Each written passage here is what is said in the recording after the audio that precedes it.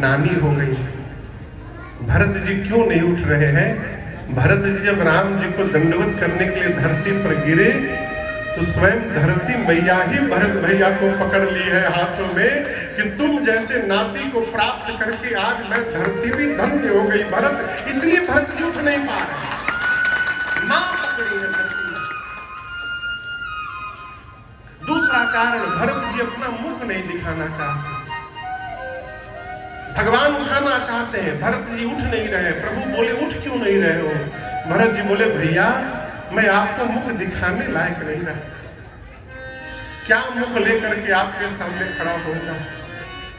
मेरे पापी के कारण आपको वन में आना पड़ा। राम जी बोले भरत यदि आप मुख नहीं दिखाना चाहते तो मैं वचन देता हूं मैं मुख देखूंगा नहीं आपका, लेकिन भाई एक बार उठकर मेरे हृदय से लग जाइए। अयोध्या से चला सबसे मिला, आपसे नहीं मिला, उसकी पीड़ा अब तक मेरे हृदय को जला रही है। और यहाँ दर्शन करिए, भगवान ने मुख देखा नहीं, भरत दिया। गोस्वामी जी कहते हैं बरबस लिए उठा, और उठाने के बाद तुरंत उरलाए कृपा निधान। किसी को गले लगा लीजिए तो उसका मुख पीछे चला जाता है। भगवान उठाए, उठाने के बाद तुरंत गले लगा लिए। और राम जी और भरत जी की मिलनी को देखकर भरत राम की मिलनी लगे बिसरे सब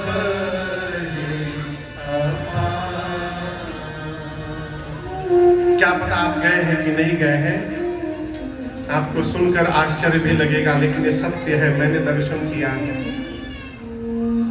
जिस समय चित्रकूट में राम जी और भरत जी मिले हैं, दोनों भाइयों के प्रेम को देखकर वहां जो नीचे पत्थर थे मोम की भांति पिघल गए। जैसे मोम पिघलता है वो पत्थर आज भी चित्रकूट में है। अब कल्पना करिए जिस प्रेम को देखकर पत्थर द्रवित हो गए होंगे, वहां जो जीवित होंगे उनकी क्या दशा हुई होगी। गोस्वामी तुलसीदास जी ने अपना कलम नीचे रख दिया। चारों भाई मिले, सीता मैया से प्रणाम किए, भरत जी, शत्रुघ्न जी।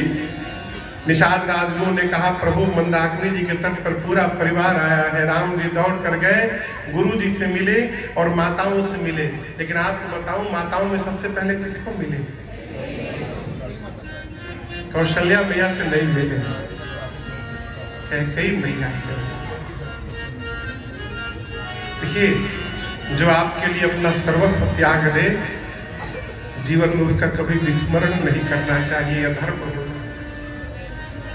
और यहाँ पे स्वामी जी कहते हैं प्रथम राम भेटी कैकेयी। भेटी समझते हैं? भेंटना माने कैसे मिलना, गले मिलना, इसको भेंटना कहते हैं। राम जी मां को गले नहीं लगाएंगे, राम जी मां को दंडवत करेंगे, लेकिन गोस्वामी जी ने कहा भेटी कैकेयी। राम जी ने दंडवत ही किया था मां कैकेयी के चरणों में। मां घूंघट में है, घूंघट में से मां को विश्वास नहीं था कि राम पहले मुझे दंडवत करेगा। अचानक चरणों में राम जी गिरे, घूंघट में से मां कैकेयी ने राम जी को देखा, मां विह्वल हो गई हो, और तुरंत रघुनाथ जी को उठाकर मां ने अपने गले लगा लिया। आप जब किसी के गले लगते हैं तो सामने वाले का मुख आपके कान पर चला जाता है, आपका मुख सामने वाले के कान पर। मां ने राम जी को गले लगाया। राम जी ने पहला प्रश्न किया, कैसी है मेरी मां? ये मां शब्द सुनते मां कहके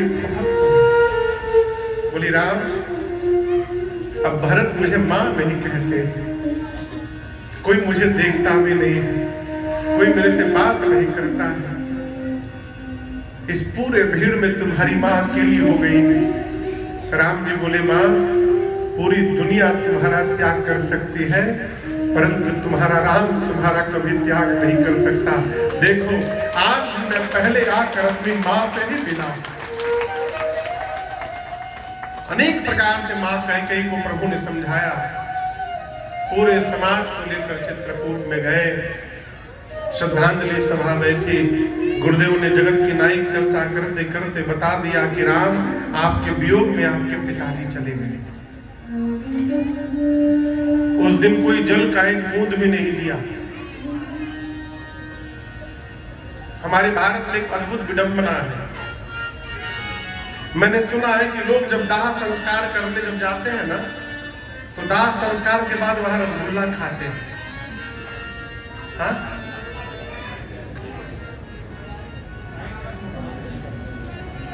और उस रसगुल्ला का पैसा वही देता है जिस घर में घटना घटी होती है। मुंह में कैसे जाता है वो? इतना भी ईमान नहीं बचा। हमारी परिचित है, उनकी सास मरी, समस्तीपुर के रहने वाले हैं। उनकी सास मरी कोरोना में। बोले महाराज 50,000 रुपए का रसगुल्ला लगा जिस दिन दाह संस्कार था। अब सोचिए मनुष्य कहां जी रहा है। हम चेतना शून्य हो गए। केवल मनुष्य का शरीर हमसे बेहतर पशु है। पशु के सामने कोई पशु मर जाए, उसकी बिरादरी का वो उस दिन पानी तक नहीं पीता है। हम बगल में घटना घट जाए, घर में कहते जल्दी 2 पराठा खिला दो, घाट पे चला जाऊंगा तो भोजन नहीं कर पाऊंगा। यहाँ हम जी रहे हैं और कहते हैं मनुष्य है। यहाँ दर्शन करिए, राम जी को पता चला भगवान इतना रोए हैं।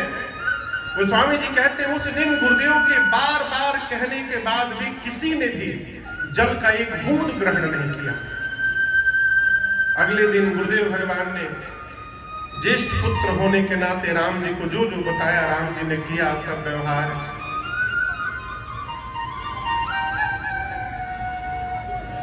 दो दिन बाद श्रद्धांजलि सभा बैठी। अयोध्या वाले मिलकर बिठाए। राम लक्ष्मण सीता जी नहीं थे। गुरु जी ने सबसे कहा देखो मैं आप सब में श्रेष्ठ हूँ, रघुवंश पुरोधा हूँ। मैं आपसे एक बात कहना चाहता हूँ, राम जीव नहीं है, राम भगवान है। गुरु जी ने आज स्पष्ट कर दिया राजा राम स्वस भगवान हो।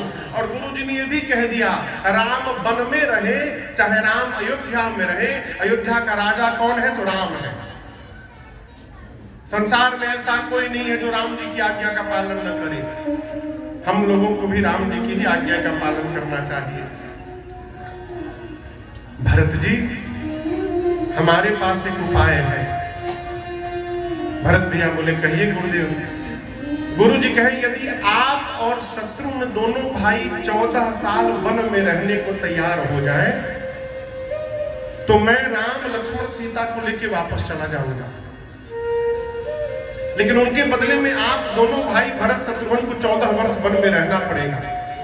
भरत जी खड़े होकर बोले गुरुदेव यदि मेरे वन में जाने से भैया वापस चले जाएंगे तो मैं एक बात कहना चाहता हूं, मैं 14 साल के लिए नहीं जाऊंगा।